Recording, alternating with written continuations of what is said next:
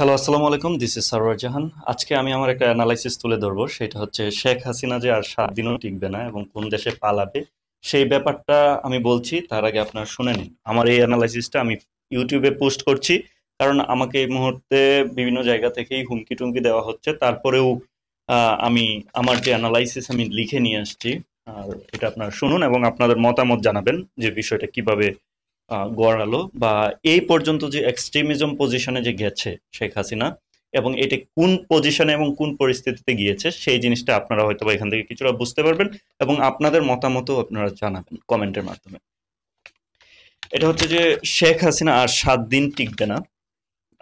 যদি ৭ দিনের বেশি সময় লাগে তাকে ক্ষমতা থেকে নামাতে, তাহলে বাংলাদেশের মধ্যে একেবারে রক্তের বন্যা হয়ে যাবে। তাহলে পুলিশদেরকে লেলিয়ে দেওয়া হবে এবং আইন শৃঙ্খলা বাহিনীদেরকে লেলিয়ে দেওয়া হবে, যাতে সাধারণ মানুষ, ছাত্রদের, জনতার উপর হামলা করা হয়। এইভাবেই ক্ষমতায় থাকতে চাইবে। আর যদি সে ভালোভাবে ক্ষমতা ছাড়তে চায়, মানুষ এখনো অনেক সহনীয় পর্যায়ে আছে, সেই জায়গা থেকে সে যদি এই ৭ দিনের বেশি সময় নেয়, তাহলে বাংলাদেশ ভয়ঙ্কর সময়ের জন্য অপেক্ষা করছে। এবং শেখ হাসিনার যে বর্তমান পরিস্থিতি, এরকম হওয়ার পিছনে যে কারণটা আছে সেই কারণগুলো আমি একটু ব্যাখ্যা করার চেষ্টা করছি। তার প্রধান যে কারণটা আপনারা দেখবেন, রাহুল গান্ধী বর্তমানে ইন্ডিয়াতে কিন্তু সে প্রচুর জনপ্রিয় হয়ে আসছে। ধারণা করা যাচ্ছে গত গত সময়ে কিন্তু সে অনেক বুলিং এর শিকার হয় মোদি বাহিনীর দ্বারা, এবং তাকে ধারণা করা হয় যে সে হয়তো আর ক্ষমতায় আসতে পারবে না। কিন্তু বর্তমান সময়ে দেখা যায় রাহুল গান্ধীর প্রভাব প্রতিপন্নতা এত পরিমাণ বেড়েছে ইন্ডিয়াতে। নেক্সট যখন ইন্ডিয়ার কোনো সরকার ক্ষমতায় যাবে, তাহলে ধারণা করা হচ্ছে রাহুল গান্ধী ক্ষমতায় যাবে। সেই ক্ষেত্রে যখন মোদির ক্ষমতা কমতে শুরু করলো, সেই জায়গা থেকে আমাদের যে শেখ হাসিনা সরকার, তারও কিন্তু ক্ষমতা কমতে শুরু করলো। মোদি কিন্তু একাচ্ছত্র আধিপত্য বিস্তার করেছিল ১০ বছরের মতো প্রায়।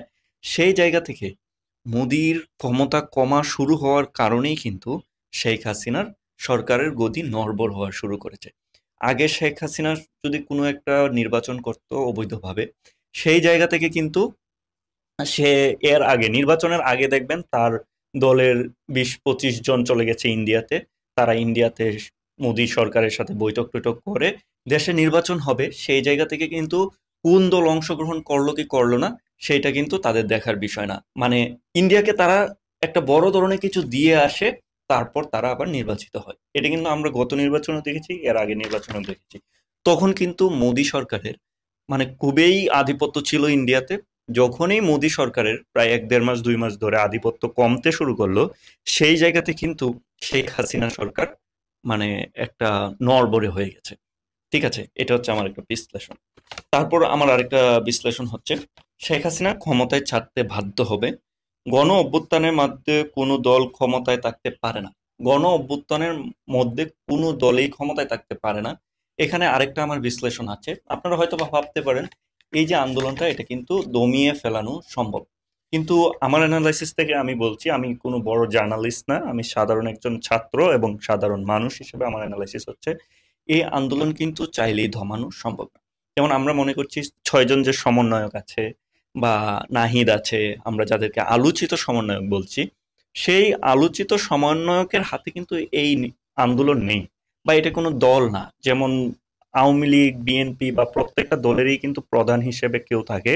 যেমন মির্জা ফখরুল ইসলাম বাংলাদেশের বিএনপির প্রধান হিসেবে বর্তমানে সে মানে দায়িত্ব নিচ্ছে এবং অনেক কথাবার্তা বলছে, যদিও তাদের মানে খালেদা জিয়া এবং তারেক রহমান, তারা এখন বর্তমানে দেশে ঐরকম ভাবে তারা কোনো প্রচার প্রচারণা চালাতে পারছে না।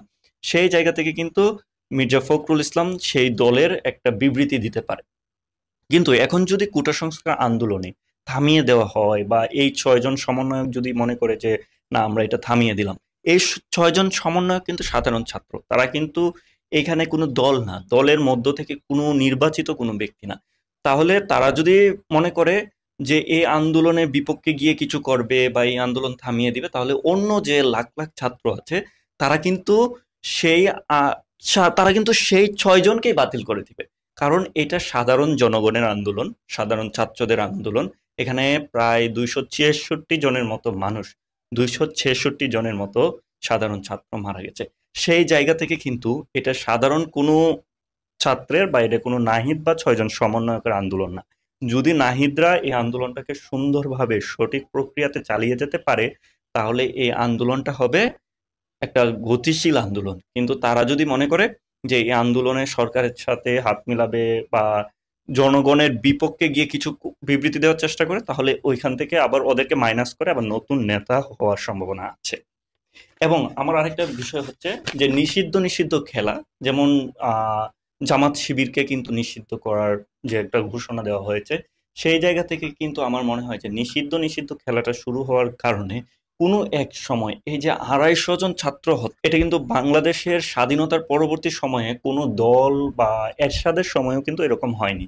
তার জন্য এই নিষিদ্ধ নিষিদ্ধ খেলা শুরু করার কারণে আমার মনে হচ্ছে কোনো সময় আওয়ামী লীগ দলটা নিষিদ্ধ হতে পারে।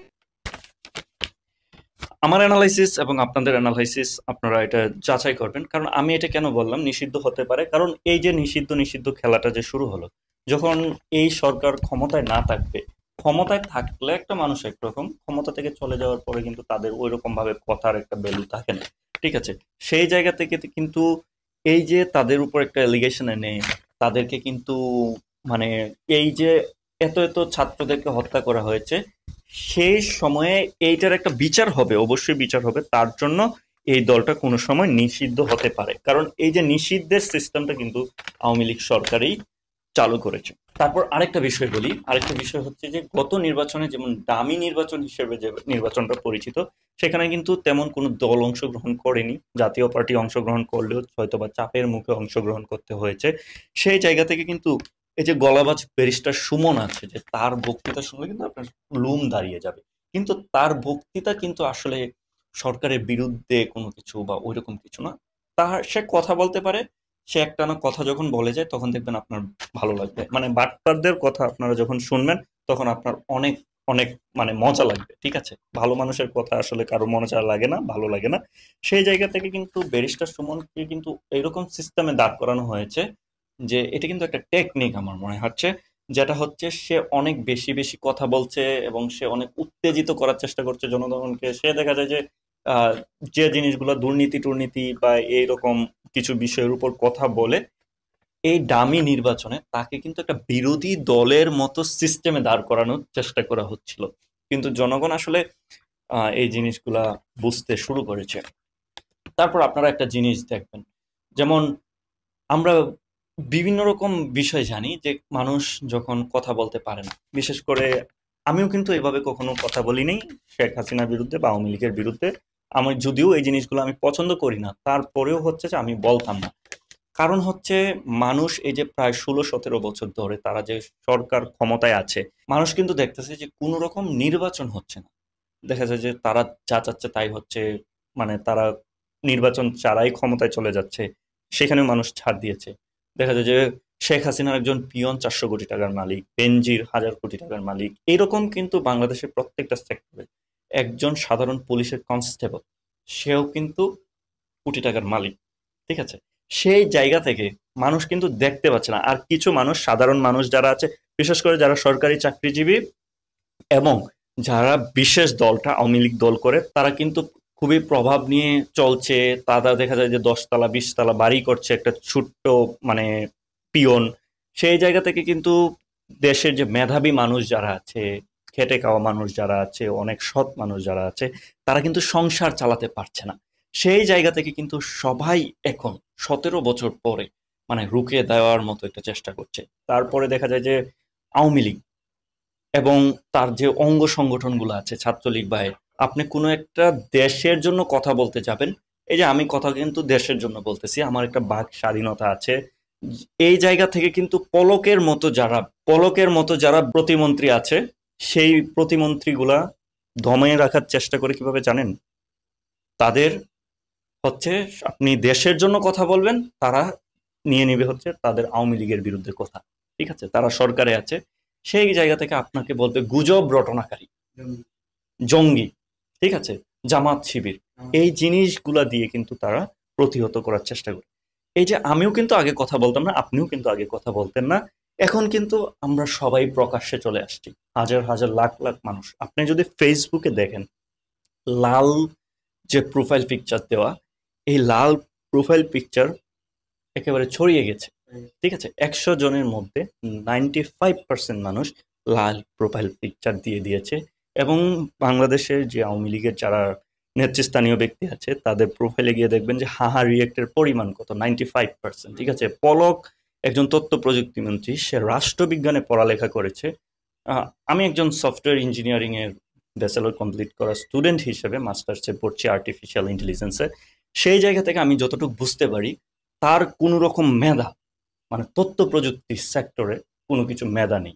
ঠিক আছে, আমি এটা ক্লিয়ারলি আপনাকে বলতে চাই। যেমন একটা দেশকে উন্নত করার জন্য আপনার কিন্তু বিদেশে যারা আছেন তারা কিন্তু বুঝতে পারছেন আমাদের দেশ কতটুকু পিছিয়ে আছে। তারা কিন্তু প্রতিহত করার চেষ্টা করে মানুষকে জঙ্গি বলে, জামাত শিবির বলে, এবং দেশের জন্য যারা কথা বলতে চায়, দেশ উন্নয়নের জন্য যারা কথা বলতে চায়, কারণ তারা তো দুর্নীতিবাজ, ঠিক না? আপনি যখন দেশকে নিয়ে ভাববেন, এই দুর্নীতিবাজরা ভাববে যে তাদের বিরুদ্ধে কথা বলছেন। সেই জায়গা থেকে কিন্তু তারা সব সময় চেষ্টা করবে প্রতিহত করার জন্য জঙ্গি, জামাত শিবির এবং আইসিটি এবং তথ্য প্রযুক্তি আইনে বর্তমান সময়ের সবচেয়ে সেরা প্ল্যাটফর্ম বা সবচেয়ে যে বড় platform Facebook, social media, internet, এই জায়গাতে যখন আপনি ন্যায় এবং সত্যের জন্য কথা বলবেন, তারা কিন্তু আপনাকে বলবে গুজব রটনাকারী। তারপর আপনাকে কিন্তু বর্তমানে যে তথ্য প্রযুক্তি আইনটা যে আওয়ামী লীগ তৈরি করেছে সেই জায়গাতে কিন্তু আপনাকে ঢুকিয়ে দিতে পারবে। ঠিক আছে, এরকম ভয় পেতে পেতে আমি নিজেও ভয় পেতাম, আপনিও ভয় পেতেন, আমরা কিন্তু কিছু বলতাম না।